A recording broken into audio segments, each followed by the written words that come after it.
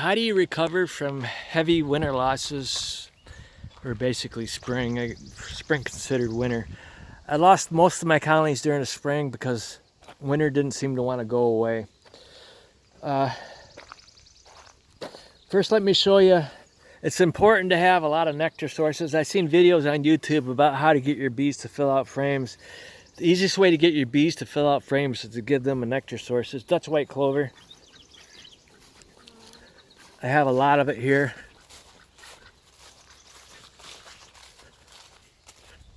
And I planted some more. $175 to, this is 80 by 80. Let me show you some more. Here's another patch of clover. This is my driveway, and I don't own the property on the other side, but basically I used to use a weed whacker years ago. I stopped doing that when I got involved with honeybees. Here in Michigan, once the dandelions pop up, we have a continuous nectar source all summer long. As long as you keep this Dutch white clover watered, it won't go dormant during the summer, and it will continue all summer long. This is sweet clover. This is going to be ready in a couple weeks. See that? And this is red clover. This will pretty much go all summer long. There's a lot of weeds in there, and it's all good for honeybees. I don't have grass anywhere, as you notice. Grass is not really beneficial to honeybees. This right here, this is goldenrod. This is going to be their source in August and September. That's their last heavy nectar source. And then there'll be other sources until it gets really cold. So basically, you try to let every piece of your property that you can become a source of nectar for your honeybees. Okay, let me show you something else. Okay, spring came late. We didn't have any flowers, dandelions basically until the first week of May. And I didn't do any splits until Memorial weekend. And I had another group of honeybees at a different location, and I didn't bring them back until this Dutch white clover that I just showed you started popping up everywhere. And after I did, it warmed up the Memorial weekend. It was nice and warm in the 80s. I went ahead and did splits. And my goal is to make a lot of virgin queens, but, well, hold on here. Okay, I guess I wasn't prepared. But anyway, this is May. I did a lot of splits Memorial weekend. It was warm. I could take my time and do splits. And then a week later, it started cooling off and it was too cold. Oh, I want to mention on the 5th day, 5 days after you do a split, you go through and you destroy all the capped queen cells. You don't want any immature virgin queens in that colony. The first virgin queen isn't always the best queen that comes out of that colony.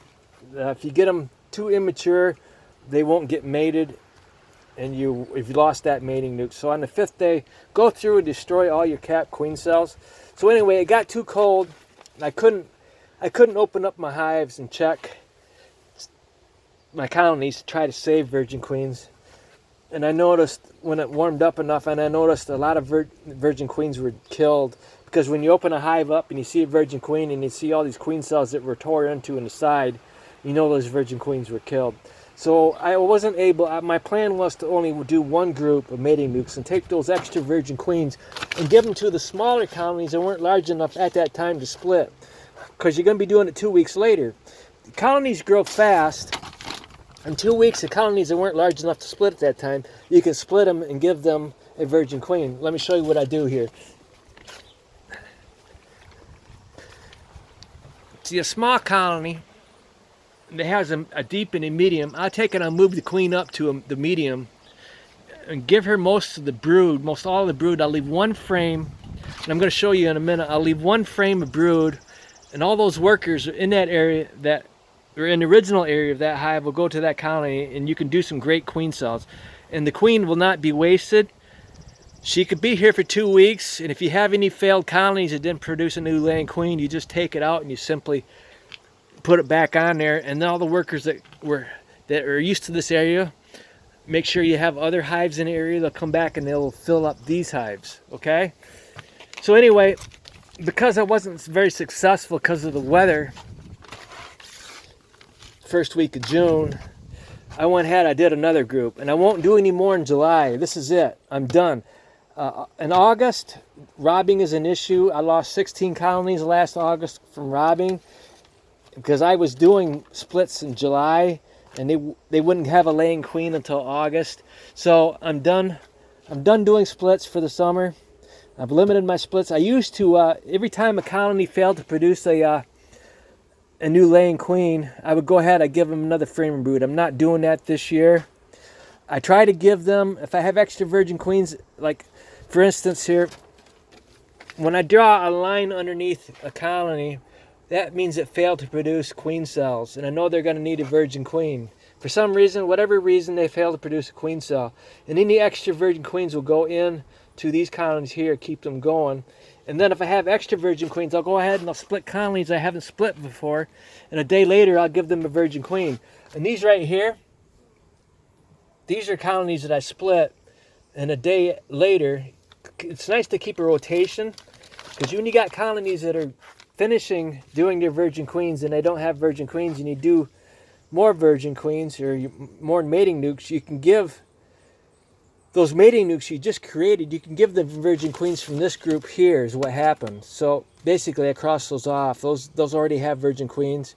They're basically in this group here. So you want to rotate every week would be nice, but I didn't do it every week, every 2 weeks. Every week is actually better. So let me show you something else real quick. I don't know if I showed all of my hives, but anyway, this is facing the south. There's my deck.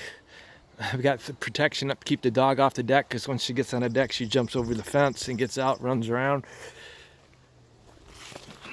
And there's more hives here. Now we're facing the east. And there's a whole row here. And I want to mention, you guys that want to do you want to graft eggs and create a bunch of queen cells from the same queens, you're going to get inbred. I don't do that. I try to get as many queens as I can from all my colonies. Well, as many queens as I can from every colony. I'm trying to say that. I don't want to get inbred. And if a colony has a bad queen and a bad colony and they don't produce a new queen through a virgin queen, then that's a bad colony, and then they'll get weeded out eventually. But I don't do, I know how to do grafting, and I know how to cut out queen cells, but the weather has to be right to do queen cells. I wasn't able to do any cutting queen cells a week or so ago, so I had to do another group of mating nukes, and this right here is the last batch.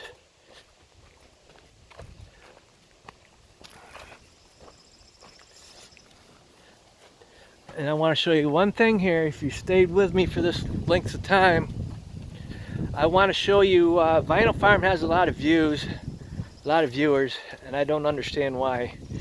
I don't have anything against him. I just get sick of people putting videos on YouTube that don't know what they're talking about, and you guys keep watching it. That's why Americans are stupid. You're eating food that's not good for you. You're watching shit that's not good for your brain, making you stupid, okay? So anyway, this right here, there's a split that I took off these large colonies, and I slid the large colonies down here. I did 7 of them at once. Normally I wouldn't do that, but I did 7 at once. I slid them down, put in my mating nukes, and I took a frame of eggs and brood, and I stuck it in the mating nuke. And if the queen was available that I could see, fine, I would make sure she was in there. But if she wasn't, no big deal, because I'd find her in 5 days. Remember, 5 days after you do that, you want to go through and you want to destroy all the cap queen cells. It's very important. You waste your time. If you have an immature queen come out of a queen cell, she kills all the other good virgin queens in that hive, you've wasted your time. That's the flaw with honeybees. They let the first virgin queen come out and she kills all the other virgin queens that were actually probably better quality. If the honeybees were to let all the virgin queens come out and the first laying queen that came back to the colony was the one that they kept and all the others were killed, think how successful the colonies would be. How many more colonies we'd have? But no.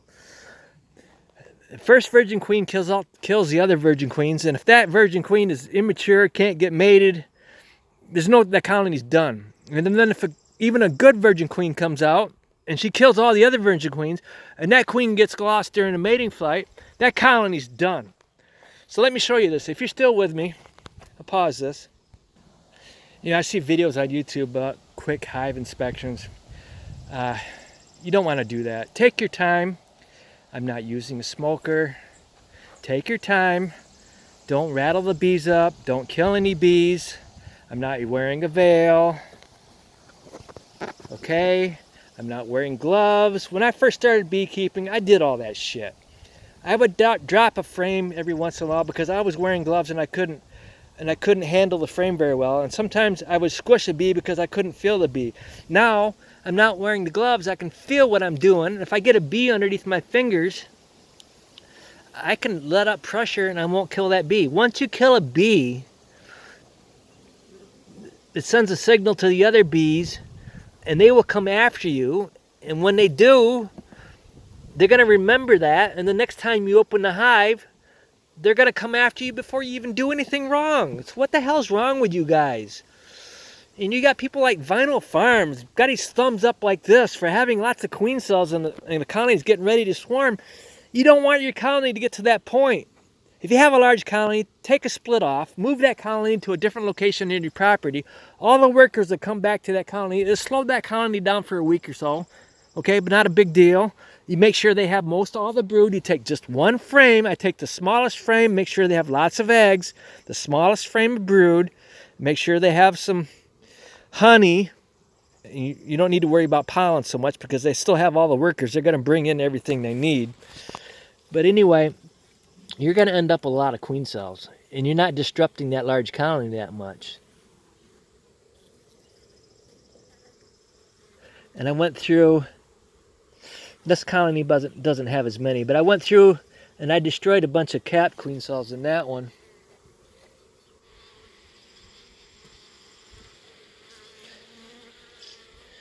One, two, 3, 4, 5, 6, 7.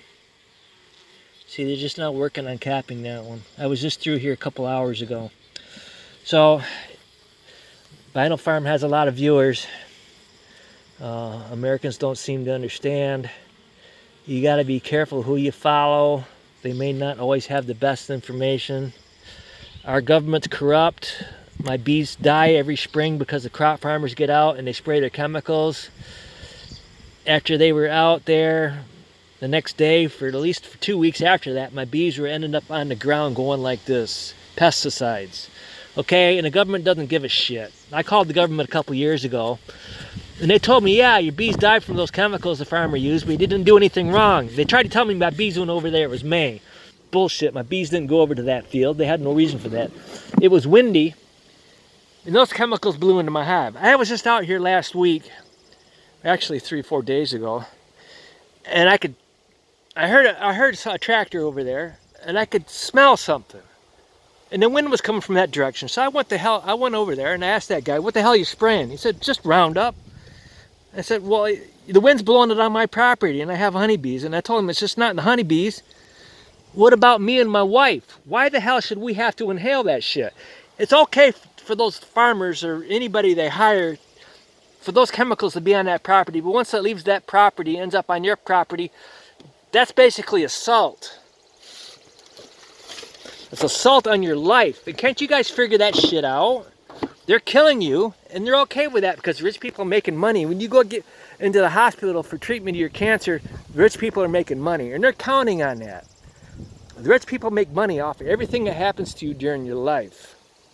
All right, so basically I just showed you 177 colonies, and I showed you the Vinyl Farm. It doesn't know what the hell he's doing. I take my large colonies, and you see my mating nukes. I use my insulated fillers, and nobody else in the world does that. I didn't disrupt those colonies that much. It may slow them down for a week or two, but they still have 90% of the brood. Okay? Thank you.